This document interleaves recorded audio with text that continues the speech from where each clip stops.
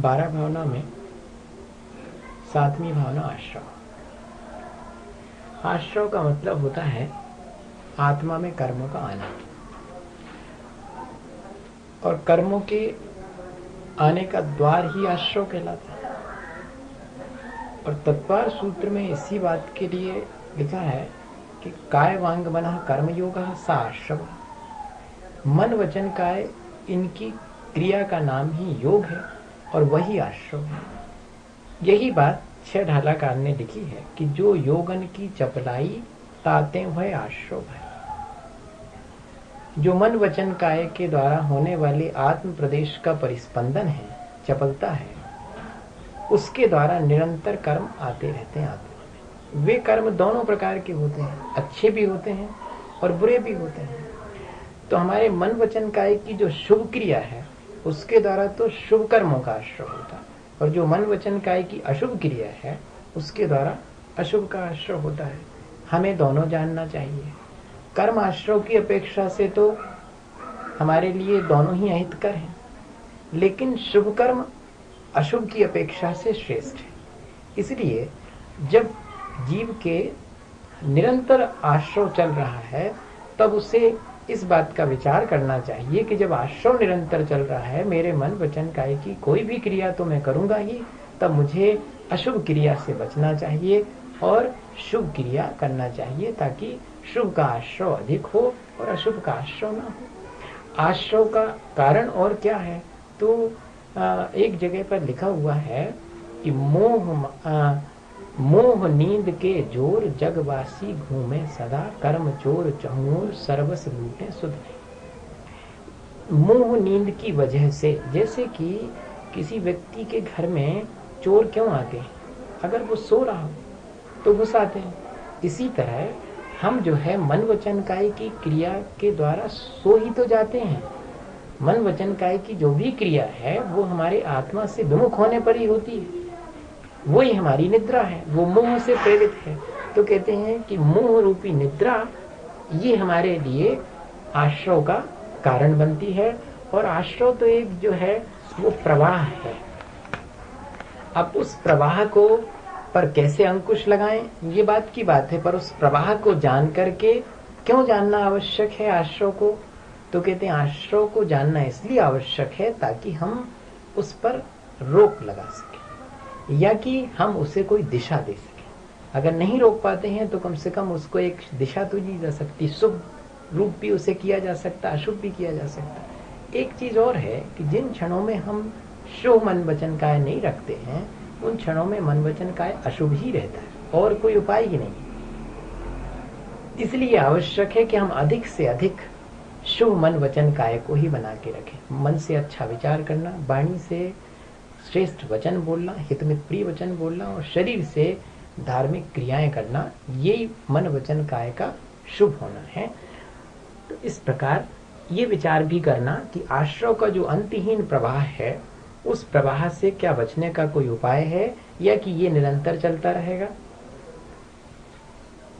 ये इसमें आश्रय दुखकार घनेरे बुद्धिवंत तहें तिन्हें निर्वेरे, और उसी के साथ हमें ये भी भावना भानी चाहिए कि आश्रय तो हमेशा दुख देने वाला ही है।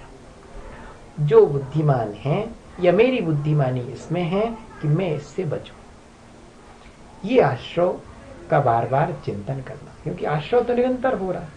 महाराज जी, ये उसी समय तक हो सकता है जब तक निर्विकल्प समाधि में आदमी न जाए? नहीं जाए? हाँ? नहीं, उस समय भी आश्रय होगा। प्रति समय आश्रय होता। 13वें गुण स्थान में केवल ज्ञान की अवस्था में भी साता वेदनी का आश्रय हो रहा है। आश्रय तो सिर्फ रुकता है 14वें गुण स्थान। 13वें गुण स्थान में जब तक योग है, सयोग केवली महाराज हैं, तब तक आश्रय होगा। अब रही बात ये कि एक आश्रय होता है जिसको सांप्रदायिक आश्रय बोलते हैं, जो कषाय सहित होता है। उसमें ड्यूरेशन भी है, पोटेंशियलिटी भी है, लेकिन उसके बाद जो इरियापद आश्रय होता है उसमें स्थिति और अनुभाग नहीं होता, सिर्फ कर्म आते हैं और निकल जाते हैं। यह भी एक प्रकार का आश्रय, वो इरियापद आश्रय, वो बाद को होता है। पर जब तक मोह है जीव के तब तक वो होता रहेगा, तब तक चाहे आश्रव मैंने मन की क्रिया होती रहेगी, चाहे हमको नहीं मालूम पड़े, पर वो क्रिया वो परिस्पंदन तो होता रहेगा आत्मा का। हम अपने बुद्धिपूर्वक करें, इंटेंशनली करें या कि ना करें, कर्म के उदय से निरंतर एक विचार भीतर सतत प्रक्रिया चलती रहती। हमारा प्रयत्न निरंतर चलता रहता, मन का प्रयत्न, वचन का प्रयत्न और शरीर का प्रयत्न, ये कभी खत्म ही नहीं होता जब तक ये तीनों अपने पास हैं। एक इंद्रिय जीव का क्या शरीर का प्रयत्न दिखाई ही नहीं पड़ता, लेकिन होता है वहां पर। इसी तरह से दो इंद्रिय जीव से वचन शुरू हो जाते, पर उनका वचन का प्रयत्न दिखाई ही नहीं पड़ता, पर होता है। अपन भी जब चुपचाप बैठे हैं, कोई वचन नहीं बोल रहे हैं, तब भी बोलने का जो विकल्प है, वो विकल्प तो निरंतर वाणी का परिस्पंदन करवाता रहता, उसके माध्यम से। इसलिए इन्होंने परिस्पंदन लिखा है। मन वचन काय की क्रिया नहीं, मन वचन काय की क्रिया से होने वाला जो आत्म प्रदेश परिस्पंदन है, वो आश्रव का कहना है। तो यहां आश्रव भावना में कितनी बातें विचारनी है। पहली बात, आश्रव का प्रवाह अंतहीन है। क्या मैं उसे कोई दिशा दे सकता हूं या उसे रोक सकता हूं? एक बात, आश्रव को दिशा देने का अर्थ है उसे शुभ बनाना, उसे अशुभ से बचा लेना। वैसे देखा जाए तो आश्रव चाहे शुभ हो या अशुभ हो, मेरे अंदर दोनों ही मुझे संसार में रोकने वाले हैं, पर शुभ आश्रव बेहतर है अशुभ की अपेक्षा से। और ये मन वचन काय की क्रिया के माध्यम से निरंतर होता रहता है। और आश्रव दुख देने वाला, इतनी बात का यहाँ पर विचार करना चाहिए। इसके बाद अब आता है संवर। अनुप्रेक्षा एक्चुअली भावात्मक परिवर्तन की प्रक्रिया है। हाँ, वो अपने को ध्यान में रखना। हाँ, एक भावात्मक परिवर्तन होना चाहिए। हम आश्रव का विचार कर रहे हैं तो ठीक है, आश्रव का विचार कर लिया जितना जितना लिखा था, नहीं, उससे मेरे अंदर एक निरंतर प्रक्रिया होने से जो परिवर्तन घटित होता है कि मैं आश्रव से बचने के लिए तत्पर हो जाता हूँ, तब वो आश्रव भावना श्रेष्ठ मानी जाएगी। और ऐसे आश्रव भावना कर ली, चिंतन कर लिया, लेकिन भावात्मक रूप से कुछ परिवर्तन नहीं हुआ, तो फिर वो अनुप्रेक्षा नहीं कहलाएगी। इसलिए अनुप्रेक्षा बिल्कुल भावात्मक प्रक्रिया है और हमारे संकल्प को मजबूत करने वाली प्रक्रिया है, इसलिए इसका हमें विशेष ध्यान रखना। अब जो है संवर, तो संवर का मतलब ये है कि आत्मा में आने वाले पुण्य और पाप के आश्रव को रोक देना, ये संवर कहलाता है। या कि सभी प्रकार के कर्मों का रुक जाना, ये भी आश्रव कहलाता है। जैसे बहते हुए पानी की धारा को हमने एक दिशा दे दी, फिर उसके बाद उसको रोक दिया, इसी तरह की प्रक्रिया इसमें भी है। जिन पुण्य पाप नहीं कीना, आत्म अनुभव चित्त दिया। जब भी हम कोई शुभ और अशुभ क्रिया करेंगे, तब उसके द्वारा आश्रव तो होगा। जिन क्षणों में हम शुभ और अशुभ समस्त क्रियाओं को छोड़ करके और अपने आत्मा में लीन हो जाते हैं, उन क्षणों में हम आश्रव को रोक देते हैं। वही तो संवर की। इसलिए कह रहे हैं कि जिन क्षणों में हम आत्मा का अनुभव करते हैं या आत्मा की तरफ ध्यान देते हैं, वे क्षण हमारे संवर के हैं। अब इसमें भी ये ध्यान रखना पड़ेगा अपन को कि विभिन्न भूमिकाओं में कर्मों के आश्रव अलग अलग अवस्था में रुकते हैं। जैसे एक सम्यक दृष्टि है, उसे जब सम्यक दर्शन हो जाता है तो उसके 41 प्रकृतियों का संवर हो जाता, बे नहीं आती है उसके। ऐसा ही पूर्णतः संवर की स्थिति तो बहुत ऊंची अवस्था में जाके बनती है, लेकिन एक सामान्य व्यक्ति को क्यों संवर की बात कही जा रही, ताकि वो अपने कुछ कर्मों को तो रोक सके। समस्त कर्मों को रोकने का नाम तो है संवर, लेकिन जितने जितने रुकते चले जाएं, हम भावना तो भाएं कि इन कर्मों को मैं जो आ रहे हैं, कितने कर्मों को मैं रोक सकता हूँ। और जितनी देर मैं आत्मा का ध्यान करूंगा उतनी देर तो रोक ही लूंगा, क्योंकि आत्मा के ध्यान करने से ही और शुभ अशुभ सभी कर्म, नए कर्म बंद नहीं होगा महाराज जी, नया कर्म बंद नहीं होता। और संवर के साथ एक चीज और है कि नया कर्म बंद जिन कारणों से हम संवर करते हैं, व्रत, समिति, गुप्ति इत्यादि के द्वारा जो हम संवर करते हैं, और उधर आश्रव हम कर रहे थे मिथ्या, तवृत्ति, प्रमाद और कषाय के द्वारा, तो हमने उनको छोड़ दिया और व्रत, नियम, संयम, गुप्ति, समिति, धर्मानुप्रेक्षा वगैरह के द्वारा जो हम संवर की शुरुआत करते हैं, वो दो काम एक साथ होता है कि संवर के साथ शुभ कर्मों का बंद भी होता है और अशुभ कर्मों की निर्जरा भी होती है। अशुभ कर्मों का आना भी रुकता है, अशुभ कर्मों की निर्जरा भी होती है और शुभ कर्मों का भी संचय होना शुरू होता है। एक साथ जो है संवर के साथ ये प्रक्रिया। लेकिन हमारा मंतव्य वहाँ यहाँ ये नहीं है। यहाँ हमें चूंकि संवर भावना करनी है, इसलिए हम सिर्फ ये विचार कर रहे हैं कि संवर कैसा है। संवर हमारे लिए हितकारी है, पहली बात। और कब होता है ये संवर? जब मैं आत्मा की तरफ जितनी देर रहूंगा उतनी देर ही मैं संवर कर पाऊंगा। इसलिए मुझे ज्यादा से ज्यादा समय आत्मस्थ रहना चाहिए और पाप और पुण्य दोनों क्रियाओं में सबसे पहले तो पाप से बचना चाहिए, फिर उसके बाद जो है पुण्य क्रिया से बचने की आवश्यकता नहीं होती। आत्मस्थ हो जाने पर पुण्य से हम अपने आप बच जाते हैं। तीन ही विधि आवत रोके, संवर लही सुख अवलोके। आश्रव मेरे लिए दुख का कारण था, संवर मेरे लिए सुख का कारण। हो गया, बस एक हो गया। एक नहीं कौन नंबर बस हम समझ लेंगे। तो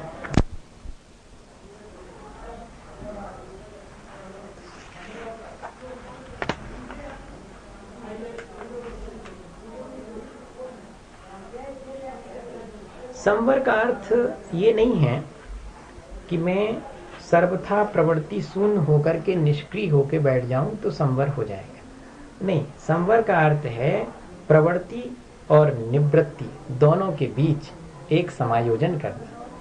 ठीक ठीक प्रवृत्ति करना और जितनी आवश्यक है उतनी करना, बाकी निवृत्त हो जाना। तो अपना पूरा जो धर्म है वो निवृत्ति मूलक है, संवर निवृत्ति मूलक है।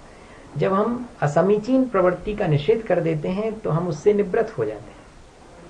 हम शुभ प्रवृत्ति, जैसे कि मैं एक उदाहरण दूं कि मैं नहीं बोलूं, एक तो ये है, और मैं हितमित प्रिय बोलूं, तब भी मेरा नहीं बोलने जैसा ही काम है, उसमें भी निवृत्ति है, क्योंकि मैंने पाप वचन नहीं बोले हैं, हितमित प्रिय बोला है। प्रवृत्ति भी की है तो अशुभ से बच करके की है, इसलिए वह प्रवृत्ति भी जो है संवर का कारण बनती। निवृत्ति तो संवर का कारण है ही, लेकिन प्रवृत्ति भी संवर का कारण बन जाती है। इसलिए संवर का अर्थ इतना ही नहीं है कि सर्वथा प्रवृत्ति शून्य होकर के कोई बैठा रहे, निष्क्रिय, नेगेटिव प्रवृत्ति भी एक चीज। दूसरी बात और ये आपने को ध्यान में रखने की है कि संवर कब होगा? जबकि मैं कर्मों के फल में समता रखूंगा, तभी संवर होगा। अर्थात नए कर्म बंधने की प्रक्रिया कब चलती है? जबकि मैं कर्म के उदय में संक्लेश या कि अहंकार कर लेता, तब नए कर्मों का आश्रय होता है। मैं संवर करने के लिए फर्ज मेरा ये है कि जो कर्म का उदय आए उसमें अधिक से अधिक मैं समता रखूं, हर्ष और विषाद दोनों ना करूं, तब मुझे संवर होगा। ये मुझे विचार करना चाहिए जबकि मैं संवर अनुप्रेक्षा कर रहा हूं। और दूसरी बात यह है कि ऋण तभी चुकता है जब आय से व्यय कम हो। संवर भावना हमें इस बात के लिए इशारा करती है कि हम अपने अंदर कर्मों का संचय अगर अधिक करते रहेंगे और निर्जरा हमारी कम होगी तो संचित द्रव्य अधिक हो जाने से हमारा संसार कभी नष्ट नहीं होगा। संवर हमें इस बात की सलाह देता है कि आने वाले कर्मों का रेशियो और जाने वाले कर्मों का रेशियो जो है वो प्रॉपर हो, आने वाले कम आए और जाने का क्रम ज्यादा हो। संवर इस बात के लिए इशारा करता है। इस प्रकार ये संवर अनुप्रेक्षा जो है वो हमारे संचय को कम करने की बात सिखाती है। सामान्य व्यवहार में भी देख लीजिएगा कि जितना कम संचय करेंगे, इसी तरह कर्मों के क्षेत्र में भी कि हम संचय कम करेंगे। तो संवर सीधा सीधा संचय को कम करने की प्रक्रिया है। इस तरह संवर भावना हुई। निर्जरा भावना के बारे में दौलत राम जी लिख रहे हैं कि निज काल पाए विधि झरना, तासो निज काज न सरना। कर्मों का क्रम क्रम से आत्मा से अलग हो जाना ये निर्जरा कहलाती है। दो प्रक्रियाएं निर्जरा के साथ होती हैं। एक तो कर्म अपना समय पूरा होने पर फल दे करके आपो आप नष्ट हो जाते हैं, वह सविपाक निर्जरा कहलाती है। तो कह रहे हैं कि निज काल पाए विधि झरना, विधि मतलब कर्म, अपना समय पाकर के अपना फल दे करके कर्मों का खिर जाना, इससे हमारा काम पूरा नहीं होने वाला। लेकिन अगर हम उन कर्मों को जो हमारे साथ बंधे हुए हैं निर्जरित करना चाहें तपस्या के माध्यम से समय से पहले, तो हम अपना काम आसानी से कर पाएंगे, हमारा डीके फास्ट होगा। तो वही बात इसमें हमें दोनों चीजें जानना चाहिए निर्जरा के बारे में कि कर्म अपना फल दे करके स्वयं नष्ट हो जाता है, वह भी एक निर्जरा है। वो तो प्राणी मात्र के लिए निरंतर चलती रहती है। मुझे यहाँ पर जिस निर्जरा की भावना भानी है वो तब से होने वाली निर्जरा है जिससे कि मेरा संचित द्रव्य समय से पहले मैं उसे नष्ट कर सकूं। ये आवश्यक है। जिन माध्यमों से संवर होता उनसे निर्जरा तो होती ही है, लेकिन तप के द्वारा तो जो इंद्रिय विजय या कि कामनाओं पर विजय है जिसको तपस्या कहते हैं, उस तपस्या के द्वारा ही कर्म निर्जरा होती है। इसलिए इंद्रिय और मन का सतर्क होकर के सदुपयोग करने से मुझे लाभ मिलेगा, ये मेरे भीतर एक धारणा बननी चाहिए। मैं इंद्रिय और मन का ठीक ठीक उपयोग नहीं करूंगा तो मेरे कर्मों का संचय ज्यादा होगा और डीके कम होगा। अगर मैं इंद्रिय और मन का नियंत्रित उपयोग करता हूं तो संचय भी कम होगा और कर्मों की निर्जरा अधिक होगी, यानी संवर और निर्जरा दोनों होती हैं तप के द्वारा। ये बात हमें विशेष रूप से ध्यान में रखनी चाहिए। और दूसरी बात यह है कि इंद्रिय और मन ये हमारे साधन हैं निर्जरा के लिए। अक्सर व्यक्ति इंद्रिय और मन के साथ ज्यादती करता है, तो यहाँ ये कह रहे हैं या तो उन्हें निस्तेज बना देता है। आंख फोड़ लेने से थोड़ी निर्जरा होती है, आंख का ठीक ठीक उपयोग करना। इन्होंने एक बहुत अच्छा उदाहरण दिया है कि क्षमता बुरी नहीं होती, क्षमता का सदुपयोग नहीं कर पाना ही उसका बुरा होना कहलाएगा। जैसे मरियल घोड़ा है, वो किसी काम का नहीं होता, लेकिन जरा बलवान घोड़ा हो तो उसी से हम काम ले सकते। कैसे इसी तरह इंद्रियां हैं, मरियल हो जाएंगी तो उनसे हमारा कोई लाभ नहीं होने वाला। इंद्रियां सतेज रहे, मन भी हमारा बहुत सतेज रहे, लेकिन उसका सदुपयोग करें। वो जो क्षमता हमें प्राप्त हुई है, तो इंद्रिय और मन की क्षमता का सदुपयोग करना ये निर्जरा के लिए आवश्यक है। सामान्यतः हम लोग यही विचार करते हैं कि इंद्रिय और मन को मार देना। मार देने का मतलब क्या, उन्हें नष्ट कर देना? नहीं, उनकी अनियंत्रित प्रवृत्ति को नष्ट कर देना, उन्हें एक नियंत्रण देना, उन्हें एक अनुशासन देना। इस तरह ये मुख्य तो तप ही निर्जरा के लिए कारण है। और तप तो समता भी तप है, इंद्रिय विजय भी तप है, या कि मन का नियंत्रण भी तप है, इच्छा का निरोध जिसको अपन कहते हैं वही तप है, इच्छा निरोधा तपा। इस तरह तप के माध्यम से हम निर्जरा आसानी से कर सकते हैं। और निर्जरा दो प्रकार की होती है, एक सामान्य रूप से निरंतर होने वाली और एक तप के द्वारा होने वाली। ये विचार मुझे करना चाहिए कि निरंतर होने वाली निर्जरा से मेरा काम नहीं बनेगा, तप के द्वारा होने वाली निर्जरा से मैं क्या प्राप्त करूंगा? तो संवर और निर्जरा दोनों ही मुझे मोक्ष प्राप्ति के साधन है। सोई शिव सुख दर्शावे, अर्थात निरंतर संवर पूर्वक निर्जरा करने से ही व्यक्ति मोक्ष की प्राप्ति करता है। संवर पूर्वक निर्जरा तपस्या से ही होती है। सामान्य रूप से जो निर्जरा होती है उसके साथ तो बंध भी हो रहा है, लेकिन जब कोई व्यक्ति तपस्या करता है तो उसके अतिरिक्त निर्जरा भी हो रही है और संवर पूर्वक निर्जरा हो रही है। यहाँ पर जो निर्जरा भावना है वो संवर पूर्वक निर्जरा की भावना है, ये अपने को ध्यान में रखना। इस तरह ये निर्जरा भावना हुई।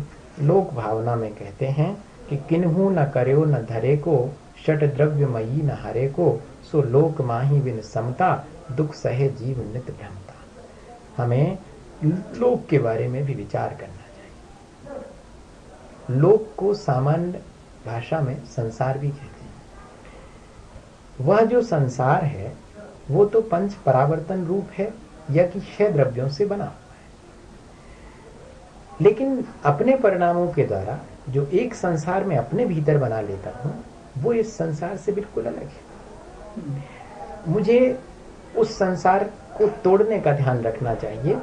उस संसार का जो कि मैं अपने भीतर बनाता हूं, मैं कर्ता और स्वामी और भोगता हूं, ये ठीक है।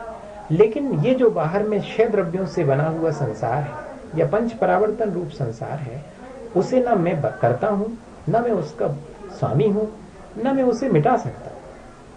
किन्हू न करे न धरे को, ना कोई उसे करता है, ना कोई उसकी रक्षा करता अर्थात उसे धारण करता है, और ना कोई हरे को अर्थात ना कोई उसे नष्ट कर सकता है। ये तो क्षय द्रव्यों से बना हुआ उत्पाद व द्रव्य, ये इसका स्वभाव है। इस तरह मैं लोक के बारे में विचार करता हूँ तो मेरे भीतर समता आती है। और अगर मैं लोक के बारे में ये विचार करता हूँ कि मैं ये बना लेता हूँ, मैं ये मिटा सकता हूँ, मैं ही, मेरे द्वारा ही ये संसार चल रहा है, ऐसा विचार जीव करता है, इसीलिए वो यहाँ पर विषमता को प्राप्त करता, समता को प्राप्त नहीं कर पाता है। जैसे कि सामान्य रूप से हम ये सोचें कि अरे हमारे बिना गृहस्थी नहीं चलेगी, अरे हमारे बिना ये काम नहीं चलेगा, तो उस समय हमें विचार करना चाहिए कि मेरे नहीं होने पर भी ये संसार ऐसा ही चलता था।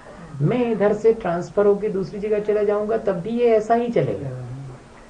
ये विचार जो है लोकानुप्रेक्षा में आवश्यक है कि मैं ये जो अपना कर्ता और स्वामीपना और भोक्तापना मान करके यहाँ संसार में जीता हूँ, वो मेरी मान्यता ठीक नहीं है। संसार की वास्तविकता ये है कि संसार अपने आप ऑटोमेटिकली चल रहा है छह द्रव्यों के द्वारा, मेरे चलाए नहीं चल रहा, न मेरे रोकने से रुकने वाला है, न मैं उसे मैनेज कर रहा हूँ। इस तरह ये लोक भावना और भी है। लोक के संस्थान का विचार करना कि 14 राजू तंगुनप लोक पुरुष संठान तामे जीवन आदिते भ्रमत है विज्ञान। मैं इस संसार में क्यों भ्रमण कर रहा हूँ? मैं अपनी अज्ञानता से भ्रमण कर रहा हूँ। सभी जीव यहाँ अपनी अज्ञानता से भ्रमण करते हैं। और ये 14 राजू ऊंचा है, 7 राजू मोटा है, और ऊर्ध्वलोक, मध्यलोक और अधोलोक ऐसे 3 विभागों में बटा हुआ है। और अधोलोक में नारकी जीव रहते हैं, मध्यलोक में तिर्यंच और मनुष्य रहते हैं, ऊर्ध्वलोक में स्वर्ग हैं और वहाँ देवलोक रहते हैं। इस तरह से ऐसा भी लोक का विचार करना वो भी किया जा सकता, वो सब भी जो है लोकानुप्रेक्षा कहलाएगी। पर मुख्य विचार ये है उसमें कि इस लोक में अपनी अज्ञानता की वजह से जीव भ्रमण करता है। संसार अनुप्रेक्षा और लोकानुप्रेक्षा में फर्क कितना है, ये हमें ध्यान देना चाहिए। संसार अनुप्रेक्षा में अपन ने क्या विचार किया था कि चहुगति दुख जीव भरे हैं, परिवर्तन पंच सहे हैं, सो लोक चहुगति दुख जीव भरे हैं, परिवर्तन पंच करे हैं, सब विधि संसार असारा या में सुख ना ही लगा रहा। मैं वहां पर एक अपना संसार निर्मित करता हूं और उसमें सुख पाने की कोशिश करता हूं, जबकि यहाँ पर चारों गतियां जिनको की आवागमन का नाम वहां संसार है। इसलिए हमने यहाँ पर कहा कि ये लोक और संसार में इतना ही फर्क है कि लोक तो 6 द्रव्यों से मिलके बना और वो जो संसार है वो मेरे अपने परिणामों से निर्मित हुआ है। तो मुझे जो है संसार अनुप्रेक्षा भाते समय ये कि मैं अपने परिणामों से जो एक संसार बना लेता हूँ, वो संसार मुझे सिवाय दुख के और कुछ नहीं देता, उसमें कोई सारभूत चीज नहीं है। और ये जो लोक है, इस लोक में तो अगर मैं अपनी अज्ञानता छोड़ दूं तो ये लोक मुझे समता पूर्वक, अगर मैं इसमें रहूं, कर्ता भोक्ता ना बनूं, तो ये लोक मुझे कोई डिस्टर्ब नहीं करने वाला है। मेरा संसार मुझे नष्ट करना चाहिए, ये लोक को मैं ना नष्ट कर सकता हूँ ना मैं बना सकता हूँ। इस तरह का लोक अनुप्रेक्षा और संसार अनुप्रेक्षा में थोड़ा सा अपने को फर्क करना चाहिए। और एक चीज और है जो इसमें विशेष अपने को जानने की है कि पुरुषाकार है ये लोक। तो पूरे पुरुषाकार लोक के प्रति अगर हम एक आत्मीय भाव रखें, अब पूरा लोक हमारे अंदर है, इस तरह क्यों ना विचार करें, क्योंकि मेरे ही आकार का 3 लोक है। जब सारा संसार मेरे ही भीतर है, सारा लोक मेरे भीतर है, तो मैं उस पूरे लोक के साथ आत्मीयता रखूं, तब ये लोक भावना कहलाएगी। उस प्राणी मात्र के प्रति जो मैत्री का भाव है वो लोक भाव। एक अप्रोच ये भी है। लोक भावना का मतलब है कि सब जीव इसी में समाये मेरे भीतर ही हैं, इसलिए सब मेरे लिए आत्मीय हैं। समस्त जीवों में ईशत्व का या ईश्वरत्व का दर्शन कर पाना, यह भी लोक भावना, इतनी उदार वृत्ति इस लोक भावना में। लोक भावना एक तरह से अर्जुन के द्वारा को दिखाया गया कृष्ण का विराट दर्शन ही है। वो विराट दर्शन एक व्यक्ति के भीतर पूरी सृष्टि। तो फिर कितनी सावधानी रखना पड़ेगी, मेरे भीतर ही सारी सृष्टि है, तो मुझे सबको अपने भीतर समा करके चलना है। मेरी अपनी उदारता, मेरी अपनी आत्मीयता और सबके भीतर जो ईश्वर बनने का गुण है वो लोक भावना। ये एक अलग प्रकार का सोच है लोक भावना के लिए। तो कितनी बातें हो गई कि लोक में कोई कर्ता भोक्ता और उसका स्वामी नहीं है, ये षड्द्रव्यों से मिलकर बना है। एक विचार ये करूं, यहाँ पर कोई भी जीव अगर भटकता है तो अपने समता परिणाम न रखने की वजह से भटकता है। दूसरी, जब मैं लोक का विचार करूं तो लोक, ऊर्ध्व, मध्य, अधोलोक, संस्थान, आकार, प्रकार की अपेक्षा लोक का विचार कर सकते हैं। और तीसरा विचार ये है कि लोक भावना का अर्थ है कि मैं पुरुषाकार हूँ और मेरे भीतर ही सारा लोक है, सारी समष्टि है, मुझे उसके साथ आत्मीयता रखनी है और सभी जीवों के भीतर जो ईश्वरत्व है इतना उदार होकर के उससे मुझे स्वीकार करना है। इस तरह हम 3 प्रकार से लोक भावना का विचार कर सकते हैं। ये अच्छा विचार है। फिर उसके बाद बोधि दुर्लभ। अंतिम ग्रीवक लो की हद, पायो अनंत वीर्यापद, पर सम्यक ज्ञान लाधो, दुर्लभ निज में मुनि साधो। जीवन में बहुत सारी दुर्लभताएं। व्यक्ति एक एक चीज हासिल करता चला जाता है और एक एक चीज सुलभ होती चली जाती है। आचार्य महाराज कहते हैं कि निगोध से निकल करके एक इंद्रिय इत्यादि होना जीव को बहुत दुर्लभ है। जब वो एक इंद्रिय हो जाता है तो फिर 2 इंद्रिय होना दुर्लभ होता है। फिर 3 इंद्रिय, 4 इंद्रिय और पंचेंद्रिय में संगी पंचेंद्रिय होना दुर्लभ होता है। संगी पंचेंद्रिय में भी मनुष्य होना उससे और दुर्लभ होता है। अन्य पर्याय तो प्राप्त हो जाती, मनुष्य पर्याय संगी पंचेंद्रिय के साथ प्राप्त होना, और फिर उस मनुष्य पर्याय में भी कर्म भूमि का मनुष्य होना, और उसमें भी आर्य खंड में उत्पन्न होने वाला मनुष्य और ज्यादा दुर्लभ है। ये सारी क्रम से प्राप्त होने वाली दुर्लभताएं हैं। उस मनुष्य में भी सम्यक दर्शन की प्राप्ति होना बहुत दुर्लभ, और सम्यक दर्शन के साथ देश व्रत प्राप्त करना और अधिक दुर्लभ है। श्रावक का व्रत प्राप्त करना या कि सच्चे देवगुरु शास्त्र की सानिध्य प्राप्त कर लेना, ये भी बहुत दुर्लभ है। फिर उसके बाद महाव्रतों को प्राप्त करना बहुत ज्यादा दुर्लभ है, और महाव्रतों को प्राप्त करके भी शुद्ध भावनाओं को प्राप्त कर लेना और ज्यादा दुर्लभ है। और उन शुद्ध भावनाओं के माध्यम से केवल ज्ञान को प्राप्त कर लेना वास्तव में दुर्लभ है, क्योंकि हमने मुनि बन करके भी और बहुत ज्ञान प्राप्त करने के बाद भी अपने परिणामों को निर्मल न बनाने की वजह से बहुत ऊंचाई पर जाकर के भी नीचे आना पड़ा है। हम उस अल्टीमेट जो चीज थी, दुर्लभता थी, उसको नहीं प्राप्त कर पाए हैं, वो है बोधि।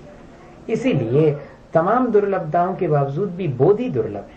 बोधि का अर्थ सम्यक दर्शन ज्ञान चारित्र भी होता है, और बोधि का अर्थ यहाँ पर केवल ज्ञान है। सम्यक दर्शन ज्ञान चारित्र रूप बोधि प्राप्त हो जाने पर केवल ज्ञान और ज्यादा दुर्लभ है, पर अगर सम्यक दर्शन ज्ञान चारित्र भी प्राप्त हो जाता है तो वो भी जो है दुर्लभता हमने हासिल की है। तो यहाँ दोनों अपन ले लेंगे, पर मुख्य रूप से यहाँ केवल ज्ञान है, क्योंकि वो एक बार प्राप्त हो जाने के बाद फिर और कोई चीज नहीं पाने योग्य रहती। बाकी सब चीजें तो पाने के लिए क्रम से प्राप्त होने वाली चीजें हैं।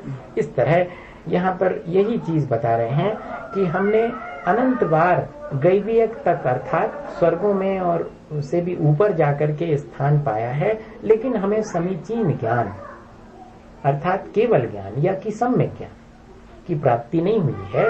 इसलिए यही मुनि बनने के बाद दुर्लभता अगर कोई है तो यही है कि शुद्ध भाव करके और केवल ज्ञान को मैं प्राप्त करूं, ये मेरे लिए प्राप्तव्य है। और सबसे बड़ी चीज इसमें ये भी है कि मैं जो चीजें प्राप्त करता जा रहा हूं उन चीजों की दुर्लभता का मुझे हमेशा एहसास बना रहे। असल में जब हम उस चीज को पा लेते हैं तब फिर हमें उस चीज को कितनी मुश्किल से पाया है ये बात भूल जाती है। तो यहाँ पर ये भी इशारा कर रहे हैं बोधि दुर्लभ भावना के समय कि ठीक है, वो केवल ज्ञान तो दुर्लभ है ही, वो तो मुझे जब मिलेगा, पर मैंने जो अभी पाया है, मनुष्य जीवन भी मैंने पा लिया है और सच्चे देवगुरु का भी सानिध्य पा लिया है, ये भी एक दुर्लभता थी। मैं उस दुर्लभता को भूलता क्यों? मैंने किस तरह इसे हासिल किया है, अगर ये ध्यान रखूं तो मैं इसे गवा नहीं सकता फिर इजीली। इसलिए बोधि दुर्लभ में जब एक बार किसी ने कहा कि क्रम से सारी चीजें आप प्राप्त करवाते चले जा रहे हैं और पुरानी वाली को आप छोड़ते चले जा रहे हैं, तो फिर दुर्लभ क्या है? फिर आप 2 इंद्रिय होना दुर्लभ क्यों कहते हैं? तो हम कहते हैं कि ये कंपैरेटिव है क्रम से, और हमें 2 इंद्रिय बनने के बाद इस बात का एहसास बना रहना चाहिए कि 1 इंद्रिय से 2 इंद्रिय होना फिर भी मुश्किल था। मैं बहुत मुश्किल से 2 इंद्रिय हुआ हूँ, और अगर मैं उसको दुर्लभता नहीं मानूं 2 इंद्रिय बने को, तो मैं वेस्ट कर दूंगा उसको कि कोई दुर्लभ नहीं, सबको मिल सकती है। है ना। तो ये भी वहां पर इंडिकेशन बताने के लिए कि जहां हम हैं उसको भी हम दुर्लभ माने, ताकि हम उस दुर्लभता का उपयोग कर ऐसा ना करें कि अपनी दुर्लभ से वापस उसमें चले जाएं। ये ऐसा नीचे ना चले जाएं। इसके लिए मैं उसको दुर्लभ मान के उसको सेव कर सकूं, कम से कम उतना जो आगे का नहीं पा रहा हूं तो कम से कम जो मैंने हासिल किया है उसको मेंटेन तो कर सकूं। ये बोधि दुर्लभ। महाराज जी, आपने कहा कि मनुष्य आर्य खंड में पैदा होना भी दुर्लभ है, तो विदेह क्षेत्र में और ज्यादा दुर्लभ है। विदेह में वो आर्यखंडी कहलाएगा। अच्छा, वो भी आर्यखंड कहलाएगा। अच्छा, वो आर्यखंड भरत क्षेत्र में एक आर्यखंड है, विदेश क्षेत्र में 32 आर्यखंड है। अच्छा, तो इसलिए मैंने कहा कि आर्यखंड।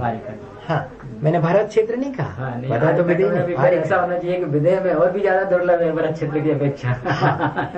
ये तो है, अपेक्षाकृत ये तो है। जहाँ कल्याण के अवसर ज्यादा हैं वहाँ उत्पन्न होना तो दुर्लभता ही कहलाएगी। ठीक है। तो यहाँ पर दो बातें विचार करने की हैं कि आत्मज्ञान तो दुर्लभ है ही, लेकिन उस आत्मज्ञान को प्राप्त करने का जो अवसर है वो भी दुर्लभ है, और वो अवसर मनुष्य पर्याय में ही मिलता है। इसलिए वो मनुष्य पर्याय की दुर्लभता भी मुझे उसका भी एहसास होना चाहिए। और अंत में कहते हैं धर्म भावना, जो भाव मोह ते न्यारे, दृग ज्ञान व्रतादिक सारे, सो धर्म जबे जिय धारे, तब ही सुख अचल निहारे। जो भाव मोह ते न्यारे, जो भी भाव हैं जो मोह से भिन्न है, वो सम्यक दर्शन, सम्यक ज्ञान और सम्यक चारित्र रूप हैं, वही सब जो है वो धर्म है।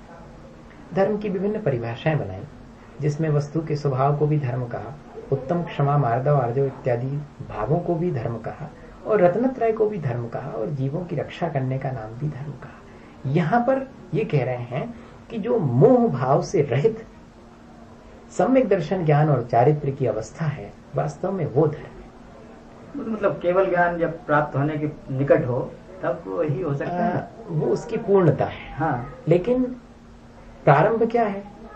प्रारंभ तो सम्यक दर्शन, ज्ञान, चारित्र, यही प्रारंभ है, क्योंकि इसमें भी मोह का अभाव तो हुआ है। हाँ, पर वो बना तो रहता है, वो बना रहता है, पर धर्म के जितने भी साधन हैं उनको भी मुझे धर्म मान करके चलना पड़ेगा धीरे धीरे उसको।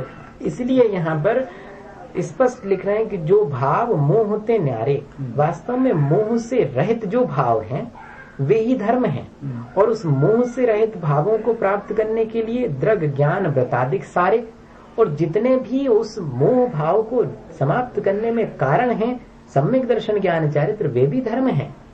मतलब इंटेंसिटी कम होती जाए उसकी धीरे धीरे। हाँ। कहने का तात्पर्य ये है। सो इस प्रकार का जब व्यक्ति धर्म अपने जीवन में धारण करता है, यो धरती उत्तमे सुखे, जो उत्तम सुख में को प्राप्त करा दे, वही धर्म है। तो कह रहे हैं कि धर्म वास्तव में वही है जो कि हमें मोक्ष सुख को दिला दे। हमें धर्म के बारे में यही भावना रखनी चाहिए। जो और सुख भी किस तरह का है? जो आत्मोत्थ सुख है, आत्मा से उत्पन्न होने वाला सुख है। हम जो है संसार में बाह्य पदार्थों के द्वारा उत्पन्न होने वाले सुख को सुख मान लेते हैं, वास्तव में वो सुख नहीं है। मुझे इस धर्म भावना को करते समय सुख का कॉन्सेप्ट भी क्लियर होना चाहिए कि इन समस्त बाह्य पदार्थों से होने वाले सुख को दिलाने वाला धर्म नहीं है। धर्म तो मुझे अपने आत्मा से उत्पन्न होने वाले सुख को दिलाने वाला। इसलिए जब जब भी मैं धर्म की भावना भाऊं तो अपने उस आत्मोत्त सुख की प्राप्ति के लिए भावना भाऊं। ऐसा ना हो कि मैं धर्म के माध्यम से अपने सांसारिक सुखों के लिए लालायित रहूं या उनको पाने के लिए चेष्टा करूं, तब फिर मेरी वो धर्म भावना नहीं कहलाएगी। क्योंकि कई लोग हैं जो कि धर्म के माध्यम से अपने सांसारिक स्वर्ग के सुख इत्यादि की भी आकांक्षा कर लेते हैं। तो कहते हैं कि ऐसा धर्म जो कि हम अपने सांसारिक सुख के लिए अंगीकार करते हैं, वहां वो धर्म हमारे लिए यहाँ पर उपादेय नहीं है। धर्म भावना के समय तो हम उसी धर्म को चाहेंगे जो धर्म हमारे आत्मा से उत्पन्न होने वाले सच्चे सुख को हमें प्राप्त करा देता है। और एक चीज और है इसमें धर्म भावना में, वो और मैं आपसे बात करूं पहले, फिर आपका क्वेश्चन सुनता हूं।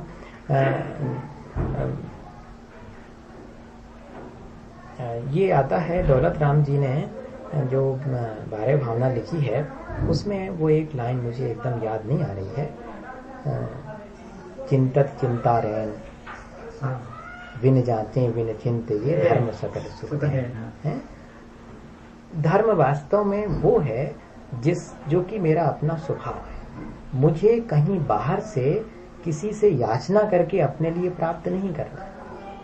संसार में और सारी चीजें याचना के द्वारा प्राप्त की जाती हैं, जैसे कि कल्प वृक्ष के नीचे जाकर के याचना करना पड़ती है, और या कि चिंतामणि रत्न हमारे पास मिल जाए तो उस चिंतामणि रत्न के पास भी जाके विचार तो करना पड़ता कि मुझे ये चाहिए है।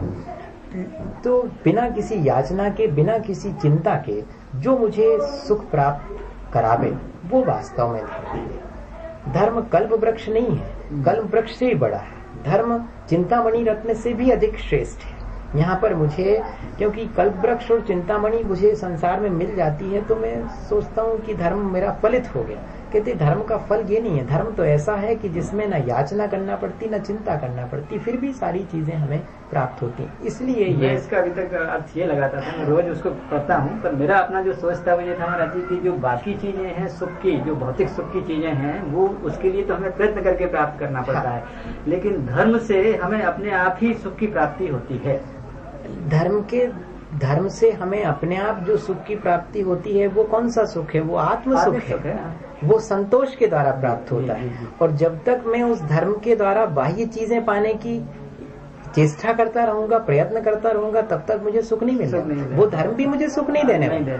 मैं सच्चे देवगुरु शास्त्र के साथ में पढ़ा रहूं, सम्यक दर्शन ज्ञान चारित्र की आराधना भी करूं और उसके बावजूद भी उन सब से संसार के सुख चाहूं तो मुझे सिवाय दुख के क्या मिलने वाला? ये अप्रोच है वहां पे कि मुझे ना याचना करनी है और ना मुझे किसी बात की चिंता करनी है कि मुझे मिलेगा कि नहीं। मुझे तो संतोष धारण करना है, क्योंकि धर्म तो संतोष में ही है। धर्म मुझे संतोष सिखाता है और तृप्ति देता है। ये मुझे धर्म भावना के समझ। क्यों? अच्छा, 5 बजे। अच्छा, जो जीवन को गति दे वो धर्म है। ये उसको अपन पहले कंप्लीट हो गया आपका? नहीं, चल रहा है। उसको कर दीजिएगा बंद। महाराज मेरा एक छोटा सा प्रश्न था जो मैं कई बार आपसे सुना, राग द्वेष और मोह। राग द्वेष और मोह ये 3 चीजें हैं। पहले मैं सोचता था कि राग और द्वेष जो है वही सबसे दुख का कारण है। अब वो समय सार में जब मैं अध्ययन कर रहा था तो उसमें ये भी आया कि मोह जो है वही सबसे ज्यादा दुख का कारण है, और राग द्वेष भी मोह के कारण ही होता है। तो इसमें थोड़ा सा खास फर्क नहीं है। मोह की 2 वैरायटी है, एक दर्शन मोह और एक चारित्र मोह। दर्शन मोह को सामान्य रूप से मोह कहते हैं, चारित्र मोह को राग और द्वेष कहते हैं। इतना ही फर्क है। इसलिए जहाँ ये लिखा हो कि राग द्वेष और मोह को छोड़ो तो वहाँ मोह से तात्पर्य है दर्शन मोह से, जो हमारी श्रद्धा को विकृत करने वाला है, और हमारे आचरण को विकृत करने वाला चारित्र मोह है। तो राग द्वेष से मतलब चारित्र मोह से, और सामान्य मोह से मतलब दर्शन मोह से। तो तीनों को छोड़ो। और जहाँ ये कहा हो कि मोह छोड़ो तो वहाँ पर दर्शन मोह और चारित्र मोह दोनों छोड़ने की राग द्वेष ऑलरेडी सब आ गया। राग द्वेष भी आ गया। चुल्लक जी आ गए क्या? ठीक, लवा ले आओ।